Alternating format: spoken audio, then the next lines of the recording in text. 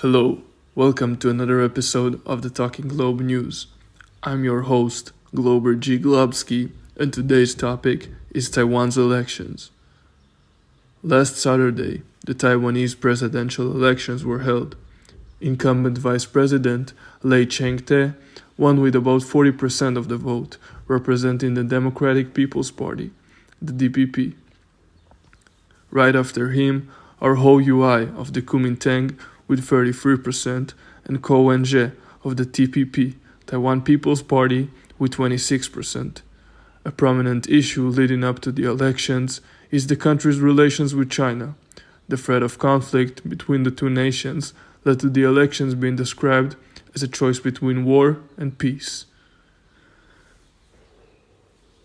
The Qing dynasty-led China ceded the island of Taiwan to Imperial Japan in 1895 as a result of their defeat in the First Sino-Japanese War. In 1912, the dynasty collapsed and the Republic of China was formed. 4 years later, the death of the young republic's leader led to a period called the Warlord Era, in which control over China was split between remnants of the Imperial Army, with each military clique controlling a region. In 1924, the Kuomintang formed an alliance with the Chinese Communist Party, the CCP, a left-wing organization within the Kuomintang. The alliance aimed to end the Warlord Era and restore order in the country, but before it reached its goals, Kuomintang's leader, Chiang Kai-shek, found out that leftists within the party were plotting to arrest him, so he ordered a purge on the CCP, killing thousands. That incident, the Shanghai Massacre, marked the start of the Chinese Civil War. The following years saw Chiang taking control of Beijing, unifying most of China under his control, and developing infrastructure and the local economy, all while fighting CCP forces. In 1931, Japan annexed Manchuria with little resistance from Chiang, who was determined to eliminate the CCP even though public opinion was angered by his reluctance to oppose the invaders. Only when his own generals kidnapped him and forced him to form a second alliance with the CCP, he diverted his attention to fight Japan. The CCP gained public support and their army grew stronger during the Second Sino-Japanese War. The alliance fell apart by the end of the war, and in 1946 the Civil War was renewed.